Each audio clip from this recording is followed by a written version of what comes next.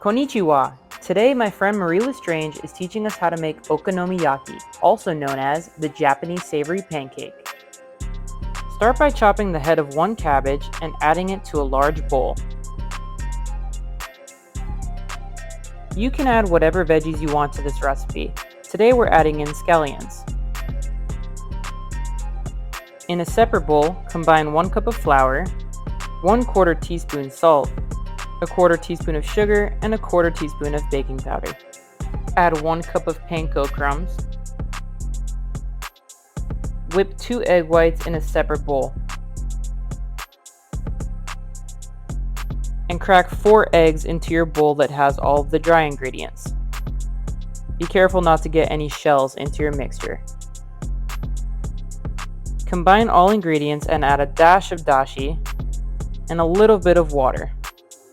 Add your egg whites and combine.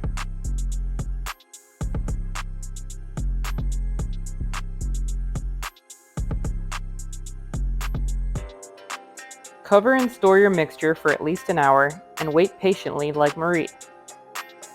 Combine this mixture with the veggies that we chopped up earlier.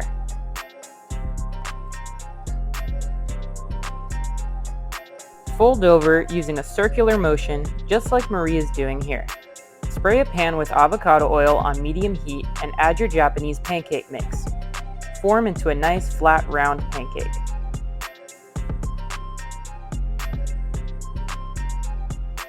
Cover your pan for about 3 minutes. When ready, flip over the pancake and cover for another 3 minutes. Now it's time for the fun part. Let's add some toppings. Add Japanese mayo and the okonomiyaki sauce. Sprinkle on some seaweed, and you're done. Arigato for watching. Make sure to subscribe for more fun recipes.